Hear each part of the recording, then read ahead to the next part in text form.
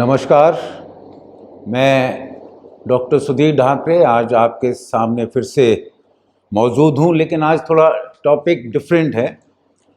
कारण ये कि अभी कुछ दिन पहले नीट एग्ज़ाम होकर चुके हैं और मेरे पास बहुत सारे फ़ोन आ रहे हैं आजकल पेरेंट्स के, स्टूडेंट्स के, जो अपना career as a doctor choose करना चाहते हैं और उनको लग रहा है कि इंडिया में गवर्नमेंट कॉलेजेस में उनको सीट नहीं मिल पाएगी।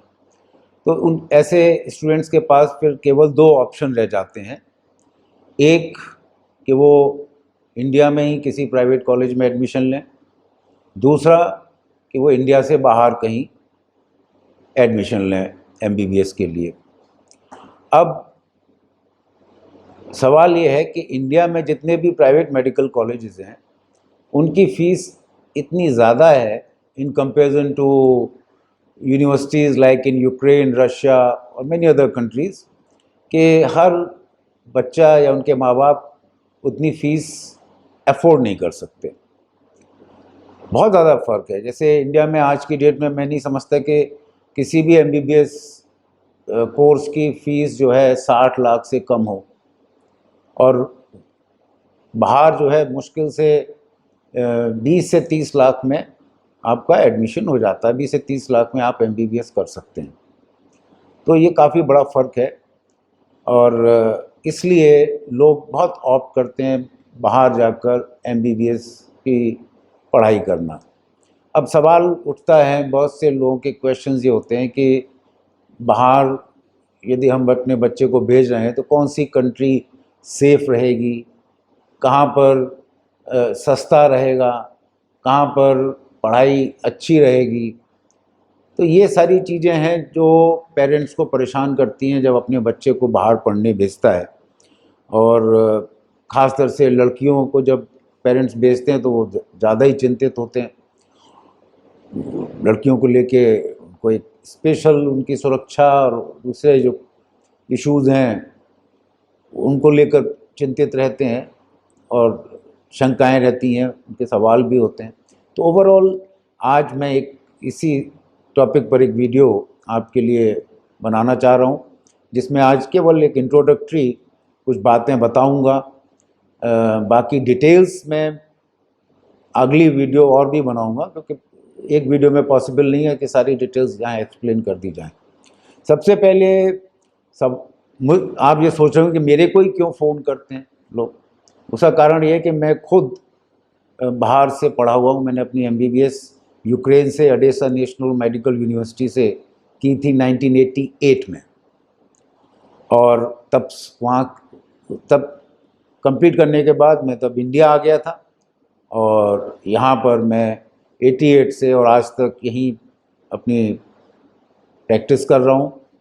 और मेरे द्वारा अभी तक बहुत सारे बच्चों को मैंने गाइड किया है, बहुत सारे बच्चों के एडमिशन्स बाहर कराए हैं।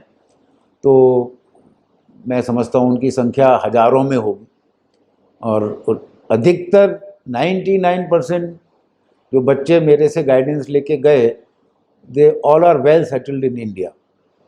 बहुत से तो गवर्नमेंट जॉब्स में बहुत ऊंची ऊंची पोस्ट पे हैं आज, प्राइवेट सेक्टर में भी बहुत अच्छा कर रहे हैं। कुछ लोगों ने अपने ही हॉस्पिटल बना लिए। So they are successfully working in India and they are very renowned doctors. मैं उनसे भी अगली वीडियो में आप लोग यदि चाहेंगे तो ऐसे बहुत सारे अपने स्टूडेंट से बात करा सकता हूँ जूम के मार्फत, जूम कॉन्फ्रेंस के मार्फत, या उनके लिंक्स मैं डिस्क्रिप्शन में डाल दूँगा। ओवरऑल मैं केवल आज इतना बताऊँगा कि आज के दिन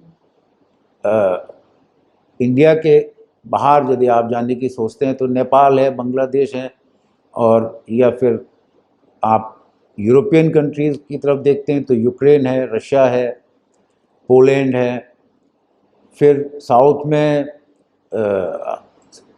फिलीपींस है, चाइना है, बहुत सारी कंट्रीज़ हैं, जॉर्जिया, कज़ाकिस्तान, ताजिकिस्तान, उज़्बेकिस्तान, जहाँ पर कि आपको एमबीबीएस कोर्स करने की अपॉर्चुनिटीज़ उपलब्ध हैं। लेकिन पर्सनली मेरे पास कोई आता है और मेरे से कोई गाइडेंस मांगता है, तो मैं तो उनको केवल 2 कंट्री ही प्रेफर करता हूँ, एडवाइस करता हूँ, यूक्रेन या रशिया। चाइना के बारे में मुझे ज़्यादा आइडिया नहीं है, क्योंकि मैं चाइना वैसे तो गया हूँ घूमने, लेकिन मुझे वहाँ की यूनिवर्सिटीज़ का, वहाँ की फैकल्टीज़ का बहुत ज़्यादा आइडिया नहीं है। इसलिए चाइना के बारे में कोई कमेंट नहीं करना चाहूँगा। बाकी फिलीपींस के अपनी प्रॉब्लम्स हैं। बाकी जो अभी कंट्रीज़ बोली, कज़ाकिस्तान, उज़्बेकिस्तान, जॉर्जिया, इन सब कंट्रीज़ की भी अपनी प्रॉब्लम्स हैं। उन सबको कंपेयर करने के बाद जो बेस्ट अपॉर्चुनिटी, मतलब बेस्ट ऑप्शन मुझे लगता है, वो यूक्रेन और रशिया है। अब आइदर रशिया और यूक्रेन, यहाँ भी एक है, तो रशिया थोड़ा महंगा पड़ता है, लिविंग कॉस्ट थोड़ी वहाँ ज़्यादा है, otherwise Russia is good enough. Ukraine मैंने पहले ही कहा, मैं पहले नंबर पे इसलिए रखता हूँ कि थोड़ा कॉस्ट इफेक्टिव है कंपैरेटिवली टू रशिया, और पढ़ाई में दोनों कंट्री का स्टैंडर्ड तकरीबन सेम है। अब रशिया हो चाहे यूक्रेन हो, वहाँ भी हर तरह की यूनिवर्सिटीज़ हैं। वहाँ नेशनल यूनिवर्सिटीज़ हैं जो कि हमारे यहाँ एम्स के इक्वलेंट होती हैं, वो सेंट्रल गवर्नमेंट की यूनिवर्सिटीज़ हैं। फिर स्टेट यूनिवर्सिटीज़ हैं जो कि स्टेट गवर्नमेंट से फाइनेंस्ड हैं वो। इसी प्रकार रशिया में भी है, और फिर वहाँ पर भी प्राइवेट कॉलेजेस भी हैं।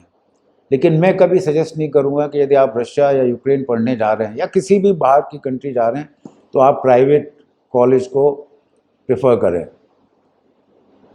उनका स्टैंडर्ड बहुत अच्छा नहीं है, और बिल्डिंगें ज़रूर 5 स्टार जैसी हो सकती हैं, और चीज़ें, हॉस्टल बहुत सुंदर हो सकते हैं, लेकिन पढ़ाई, infrastructure, specially faculty, teaching staff is not very good.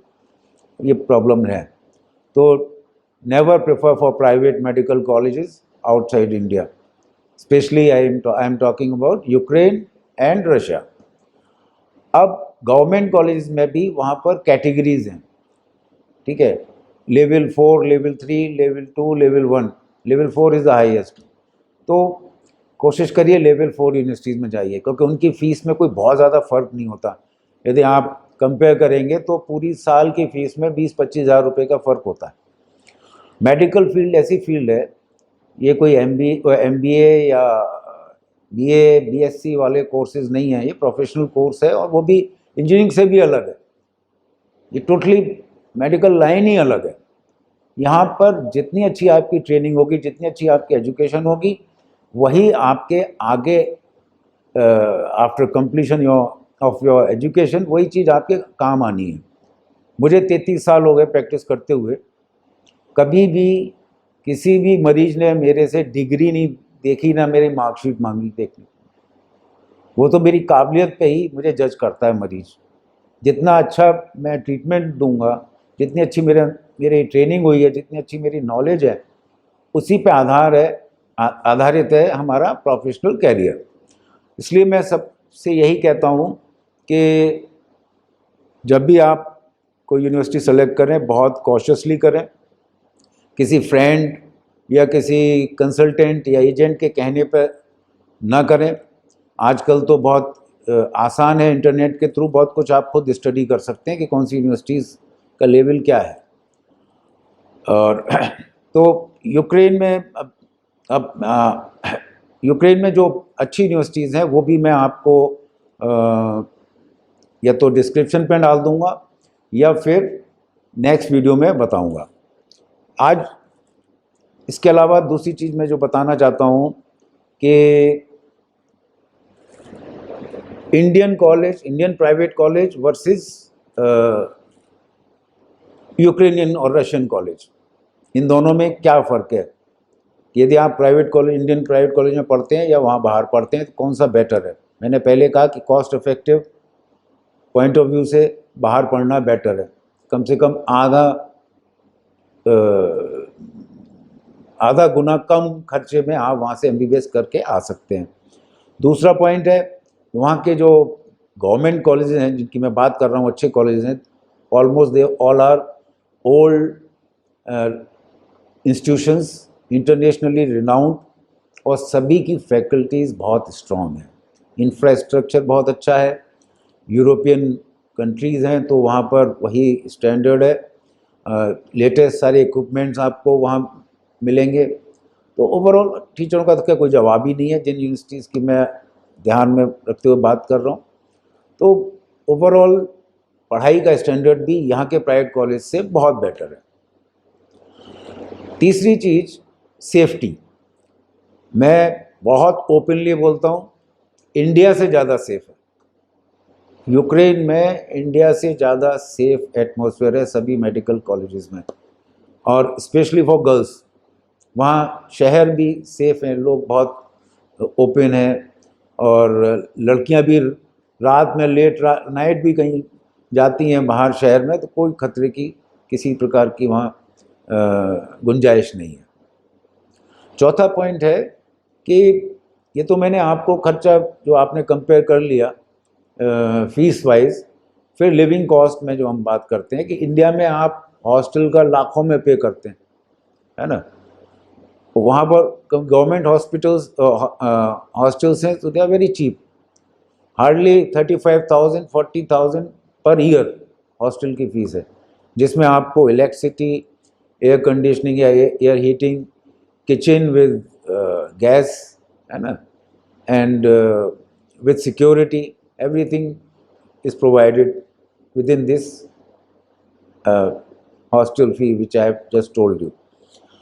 फिर इसके अलावा जो मुझे खुद महसूस होता है कि जो बच्चे इंडिया में पढ़ते हैं मेडिकल कॉलेज में और जो बाहर से पढ़ के आते हैं, उनका एक्सपोजर का बहुत डिफरेंस है। बाहर जब आप जाते हैं तो वहाँ पर डिफरेंट कंट्रीज़ के स्टूडेंट्स पढ़ रहे हैं, वहाँ यूरोपियन भी हैं, अफ्रीकन्स हैं, एशियंस हैं, अमेरिकन्स हैं, ठीक है ना। तो सबके साथ आप जब इंटरेक्ट करते हैं, एक एक्सपोजर मिलता है, और उस एक्सपोजर की वजह से आपकी एक पर्सनैलिटी डेवलपमेंट भी होता है, which is a very important according to me in any education. बाकी आज मैं इतना ही बताऊंगा। हाँ, एक और इम्पॉर्टेंट बात रह गई कि अभी तक ये था कि जो बच्चे बाहर से पढ़ के आते थे तो उनको यहाँ पर एक स्क्रीनिंग टेस्ट देना होता था, उसके बाद ही जो है इंडिया में आपको रजिस्ट्रेशन मिलता था एमसीआई द्वारा। लेकिन अभी लेटेस्ट एनएमसी ने जो गाइडलाइंस हैं, एक उनका ऑर्डर आया है, उसके अनुसार जो इंडिया में भी एमबीबीएस करके पास करके जब बाहर निकलेंगे, या बाहर से जो पढ़ के आ रहे हैं एमबीबीएस कंप्लीट करके, उन सबको एक एग्ज़ाम देना होगा जिसका नाम है एग्ज़िट एग्ज़ाम। तो अब ऐसा नहीं है कि जो बाहर से पढ़ के आ रहे हैं उन्हीं को एग्ज़ाम देना है, अब तो दोनों ही लोगों को देना, चाहे वो इंडिया में पढ़े हों या बाहर से पढ़ के आए हों। तो उस पॉइंट ऑफ व्यू से भी अब कोई डिफरेंस नहीं है। ओवरऑल आज मैं समझता हूँ इस वीडियो की लंबी हो जाएगी, इतना काफ़ी है। नेक्स्ट वीडियो में फिर आप मुझे अपनी क्वेरीज भेजिए, क्वेश्चंस भेजिए, उनके मैं जवाब देते हुए नेक्स्ट वीडियो बनाता हूँ। और आपको कभी भी किसी भी प्रकार का कोई गाइडेंस चाहिए हो तो मेरा ईमेल भी होगा डिस्क्रिप्शन में, उस ईमेल पे आप मेल करें। प्लीज़ फ़ोन ना करें, क्योंकि I am a practising doctor, तो वो मैं पॉसिबल नहीं है कि मैं फ़ोन पे आप सबसे बात कर पाऊँ। प्लीज़ मुझे मेल करें या व्हाट्सअप भी कर सकते हैं। थैंक यू, नमस्कार।